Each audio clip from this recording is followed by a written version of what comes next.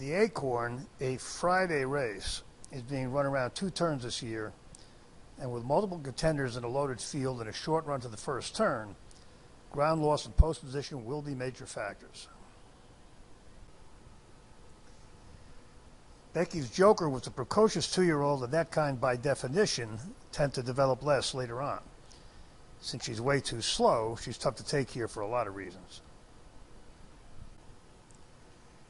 Nicole H. was a very good sprinter, and her daughter Gunsong jumped to a new top in her first start this year, then paired that effort, both times around 1 turn before running worse around 2 turns. But going 2 turns in a Black-Eyed Susan, she got back to her top, and her overall pattern is good.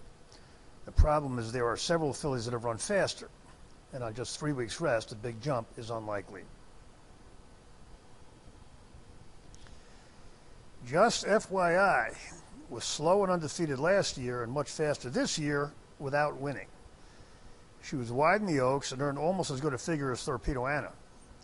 If the trips had been reversed, Just FYI would have won. With 6 points of development from her 2-year-old top and coming off a 2.5-point new top, another forward move is unlikely. But if she pairs up that last one, she has a big shot, provided she can avoid her usual wide trip. Leslie's Rose ran fast in her first 2, then poorly for no apparent reason in March. She won the Ashland by simply getting back to her previous top due to Irad's finding the rail on both turns. Then she threw in a stinker in the Oaks, maybe because of the slop, maybe not. But since she ran a good one off a non-effort before, it wouldn't surprise us if Leslie's Rose runs well, possibly even a new top. In spite of Mama gotten much better with age and has now produced 4 foals that have done the same, with 2 reaching negative Thoro-Graph territory. My Main Squeeze was okay at 2, but she jumped way forward in her first start at 3, and when, with every right to bounce, she instead paired that effort at a mile, I convinced Winstar to buy half of her. The filly immediately made me look like an idiot by going nuts in the starting gate and not running a step at Oaklawn, but she came back last time with a win in a grade 2 that was even better than it looked. She was wide while the second finisher was on the rail. That effort earned her a slight new top, one that makes her very competitive here. The smaller top means My Main Squeeze is less likely to bounce than the other 2 who are as fast as her, and she is a strong contender here.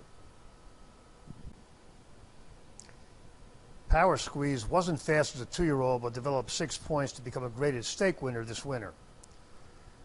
It would be tough to expect more development in the short term, and she's not that fast. Regulatory Risk jumped to a new top in December and broke through it in a big way in the Oaks, her 3rd start this year. If she doesn't bounce, she could get a check here. In her 2nd start, Torpedo Anna ran a big one, then bounced when making her 3rd start in a month, which is a lot to ask of a 2-year-old. She came out this year matching her top, and with 5 weeks rest, we loved her in the Oaks. She jumped to a new top that day, and at this point looks eerily like Sierra Leone did coming into the Derby.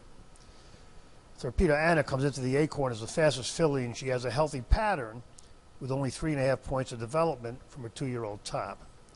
But here's the thing. Colts on average run 3 points faster than fillies.